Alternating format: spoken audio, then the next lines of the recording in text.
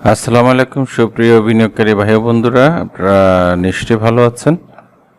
আমরা গত কয়েকদিনের বাজার বিশ্লেষণে যেটা দেখতে পাচ্ছি, বাজার প্রতিদিনই কিছু না কিছু পয়েন্ট প্লাস হচ্ছে, দিন শেষে সেটাই ম্যানেজ হয়ে যাচ্ছে। তার মানে এটা হচ্ছে বাজার বিক্রয় চাপটাকে কোনোভাবে ওভারকাম করতে পারছে না।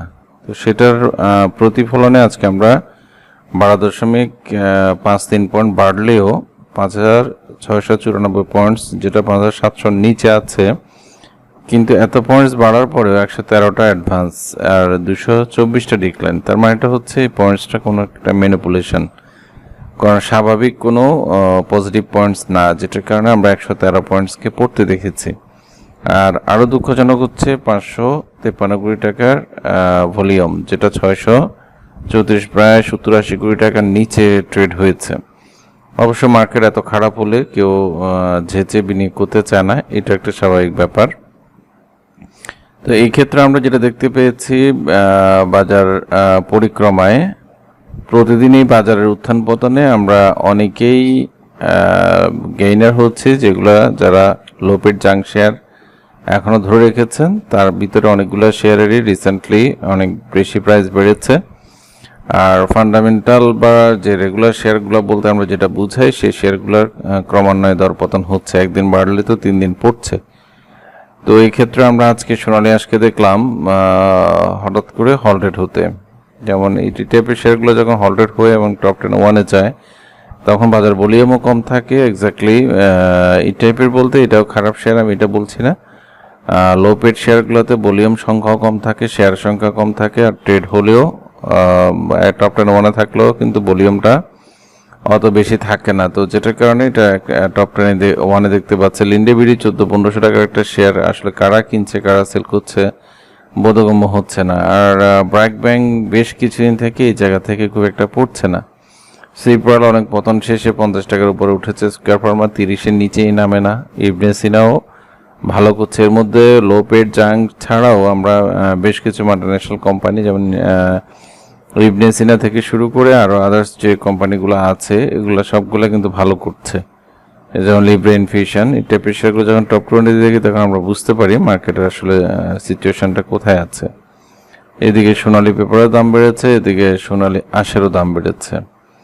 তো কারণ রিসেন্টলি একটা নিউজ আছে, আমাদের পলিথিন বা দোকানগুলোতে পলিথিন বিক্রি নিষিদ্ধ হবে। তো সেটার প্রেক্ষিতে আমরা যে চটের দিয়ে বাজার করব ব্যাগ দিয়ে, তো সেক্ষেত্রে এই টাইপের আইটেমগুলোতে তখন জিনিসের দাম বাড়ার একটা সম্ভাবনা আছে। এটার কারণেও প্রাইস কিছুটা হলো দাম বাড়ছে। এক্ষেত্রে টপ 10 হিট করেছে 4-5টা শেয়ার, যেটা বিকন ফার্মা, সোনালী পেপার, সোনালী আঁশ। আর এবি ব্যাংক কেন বেড়েছে জানি না, ব্যাংক বাড়ার কথা না এত অল্প ভলিউমে। তারপরে অনেকগুলো শেয়ারকে আমরা 2-3% করে প্লাস হতে দেখেছি। এখন চলুন আমরা আমাদের রেগুলার অ্যানালাইসিসটা দেখি। আজকেও আপনাদের শেয়ার পুরোটা অ্যানালাইসিস দিতে পারবো না, আমি শারীরিকভাবে আসলে অনেক দুর্বল, কথা বলতে অনেক কষ্ট হচ্ছে। তো শুধুমাত্র ইন্ডেক্সের অ্যানালাইসিসটা দিব, আর বৃহস্পতিবারে যদি না পারি শনিবার হলো বা আপনাদের অ্যানালাইসিসগুলো দেওয়ার চেষ্টা করব। এখন চলুন আমরা চার্টটা গতকালকে যেটা ড্র করেছিলাম সেটা এখন স্টিল আছে বলবৎ। আজকে ক্যান্ডেলস্টিক প্যাটার্ন সবুজ হলেও আমরা অনেক দূরে যে উপরে উঠে যেটাকে যখন ক্লোজ হতে দেখেছি, এর আগে যে 4টা ক্যান্ডেল আছে সেগুলোরই একই রকম চিত্র আমরা এই ক্যান্ডেলটাতে দেখতে পাচ্ছি। তা এখন এটাকে যদি আমরা রিভার্সাল বলতে হয়, এটার পাশাপাশি আরেকটা গ্রিন ক্যান্ডেল এই হাইটে থাকতে হবে, যেটার মিনিমাম 5,715-16 উপরে ক্লোজ হতে হবে। এটা ছাড়া যে ট্রেন্ড লাইন ড্র করা আছে সেটার উপরেও যেতে হবে। অনেকগুলা ইস্যুস জড়িত, তারপর ডাউন ট্রেন্ড লাইনের উপর যেতে হবে। তো সবগুলো মিলিয়ে যদি আগামী দিন এই ক্যান্ডেলটা করতে পারে, তাহলে আমরা বলবো যে হ্যাঁ, মার্কেট আবার রিভার্সাল হচ্ছে। একটা ক্যান্ডেল দিয়ে আমরা রিভার্সাল বলবো না। আদারওয়াইজ আমাদের এখন নিয়ার সাপোর্ট আছে 5,605 পয়েন্টের কাছাকাছি। এর মধ্যে অনেক উত্থান পতন হবে, বাড়বে।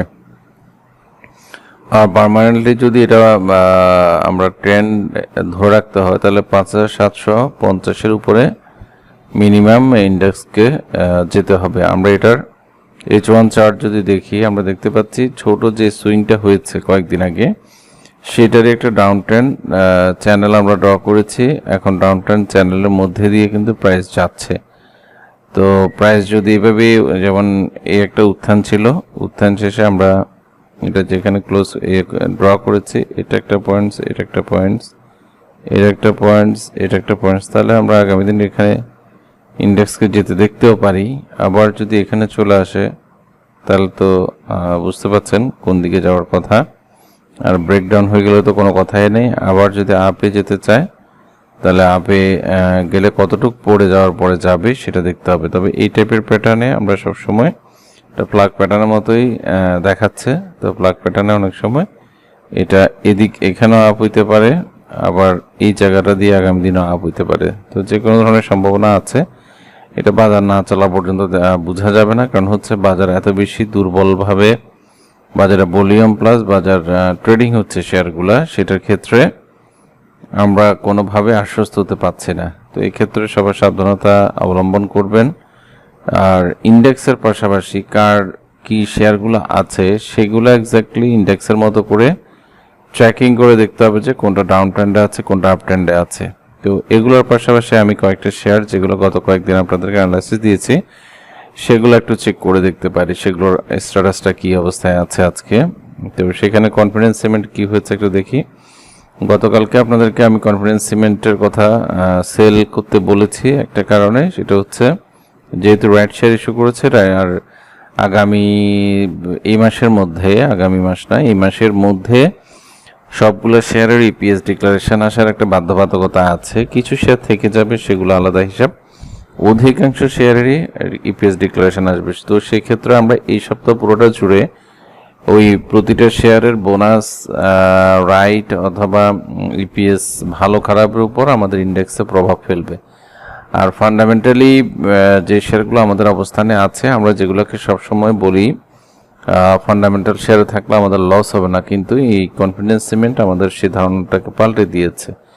যেখানে ওরা রাইট ইস্যু করেছে 1:3, এটার পাশাপাশি 45-46 টাকার উপরে যেখানে সাবস্ক্রিপশন ফি চাচ্ছে, সেটার অনুসারে প্রাইস অনুসারে কিন্তু এটা কোনোভাবে মানানসই না। তো আজকে একটা ছোট রেড ক্যান্ডেল করেছে, আগামী দিন যদি 72 টাকার উপরে ট্রেড হতে পারে তাহলে হয়তো ছোটোখাটো আশা জাগতে পারে, কিন্তু ভলিউম সেটাকে সাহস দিচ্ছে না। আর ক্রমান্বয়ে এটা ভেঙে গেলে 66 ভেঙে গেলে কিন্তু অনেক নিচে চলে আসবে, সেদিকে সবাই সাবধানতা অবলম্বন করাটা অতি জরুরি।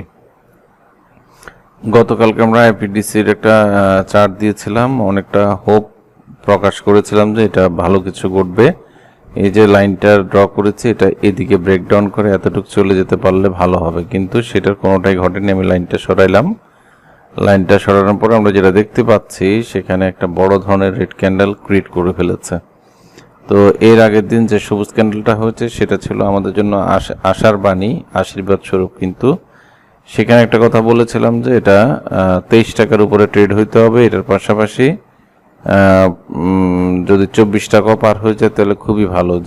যে হিসেবে ভলিউম প্লাস ক্যান্ডেল হয়েছিল আজকে সেটা বিপরীত চিত্র দেখাই দিল। তো সেই ক্ষেত্রে 12 পয়েন্টস প্লাসে এটার কোনো ভূমিকাই আমি দেখতে পাচ্ছি না। তো সেক্ষেত্রে এটা এই মুহূর্তে নেগেটিভ ট্রেন্ডে থাকলেও যতক্ষণ পর্যন্ত শেয়ারটা 21 টাকা 40-এর নিচে না যাবে ততক্ষণ পর্যন্ত এটাকে আমরা নেগেটিভ বলতে পারবো না। তো এই জায়গা পর্যন্ত অপেক্ষা করা যায় যদি কেউ কিনে থাকেন, আদারওয়াইজ এইসব জায়গায় আর নতুন বাইয়ের কোনো অবস্থা আমি খুঁজে পাচ্ছি না। এরপরে আমরা আরো দেখব মেঘনা লাইফ। মেঘনা লাইফ আজকে সামান্য বেড়েছে। আমরা গত দিন এটার যে ডোজি ক্যান্ডেল দেখেছি সেটা অনুসারে আজকে 80 পয়সা দাম বেড়েছে। তো সামান্য, যত সামান্য একদম। কাশেম ড্রাইসেলের ক্ষেত্রে বলি, কাশেম ড্রাইসেল কিন্তু যে হোপটা শো করেছিল সেখানে আমি ট্রেন লাইনটা ড্র করেছিলাম, বলেছিলাম 45 টাকার উপরে গেলে আপনারা ইনভেস্টমেন্টে যাবেন, ইনভেস্টমেন্ট প্ল্যান নিতে পারেন। আর এটা নিয়ারেস্ট সাপোর্ট যেটা 40 টাকা 50 পয়সা, এটা নিচে নেমে গেলে শেয়ারটাতে আর নতুনভাবে ইনভেস্টমেন্টে যাওয়ার দরকার নেই।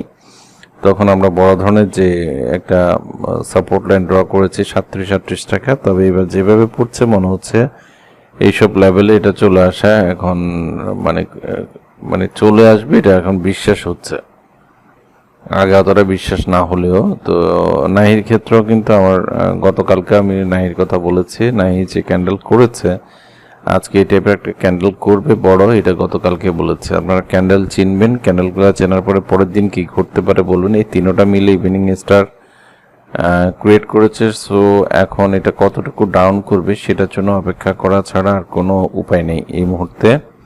এটা তার কোনো আমি হোপ দেখতে পাচ্ছি না আপাতত। এটা ছাড়া আমরা আইটিসি কে দেখব। আইটিসি গতকালকের ক্যান্ডেল অনুসারে আইটিসিও মোটামুটি বেশ ভালো মানের পড়েছে বলতে হবে। এটা লাস্ট সাপোর্ট জোন আছে 41 টাকা 30 পয়সা। 30 পয়সা নিচে নামলেই কিন্তু এই শেয়ারটাতে হোপ যেটা ছিল সেটা কিন্তু নষ্ট হয়ে যাবে। তখন শুধু ট্রেন্ড লাইনের উপর ভরসা করে আমাদেরকে অবস্থান করতে হবে। ট্রেন্ড লাইন সাপোর্ট কিন্তু প্রায় 41 টাকার কাছাকাছি, আরো 60 পয়সা নিচে। তো সো মার্কেট যেহেতু খারাপ, প্লাস পয়েন্টস প্লাস থাকলেও কোনো সুবিধা হচ্ছে না, তো সেক্ষেত্রে এটারও ডাউন ট্রেন্ডে আসা খুবই সাধারণ ব্যাপার। আর এটা ছাড়া আমি গতকালকে আফতাবের উপর একটা বড় ধরনের কথা বলেছিলাম। আফতাব এই যে ক্যান্ডেলটা ক্রিয়েট করেছে সেটার উপর একটা বড় ধরনের পতন হতেই পারে। তো সেই পতনের ক্ষেত্রে আমরা যে একটা চ্যানেল ড্র করা আছে এখানে, এই চ্যানেলটাকে যদি এক্সটেনশন করি তাহলে এটা নিয়ারেস্ট সাপোর্ট এসে দাঁড়িয়েছে প্রায় 34 টাকা, মানে আর 50 পয়সা নিচে। বাট এই 50 পয়সার নিচে যদি ক্লোজ হয় তাহলে কিন্তু এটা আবারও ডাউন ট্রেন্ডে চলে যাবে। তো ডাউন ট্রেন্ডে কতদিন থাকে না থাকে সেটা সব কিছুর উপর ডিপেন্ড করবে। এরপরে ইপিএস ডিক্লারেশনের হিসাবগুলো তো রয়ে গেছে। তো এই ক্ষেত্রে আমি দেখতেছি আমাদের বাজার ইনভেস্টমেন্টের মতো শেয়ারের সংখ্যা খুবই কম। আমাদের দিনকে দিন আমাদের ঝুঁকি বাড়ছে এই জায়গাগুলোতে। তো সোনালী পেপারটাও একটু চেক করে ফেলি। সোনালী পেপার একটু আগে আমি যতগুলো শেয়ার কথা বললাম সব যেগুলো নেগেটিভ দেখিয়েছে গতকালকে কিন্তু চরম এনগালফিং করে গ্যাপ ফিল আপ করেছিল সোনালী পেপার। আজকে আবার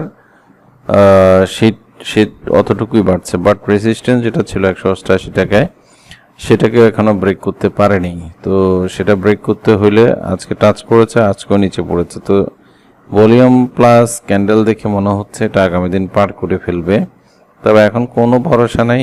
এতক্ষণ আমরা যতগুলো ক্যান্ডেল দেখেছি পরের দিনে সেটা রেড ক্যান্ডেল হয়ে যাচ্ছে। তো সো সেক্ষেত্রে ভরসাটা খুঁজে পাওয়াটা আসলে একটু মুশকিল হয়ে দাঁড়িয়েছে। তো ধন্যবাদ, আপনারা সবাই ভালো থাকবেন।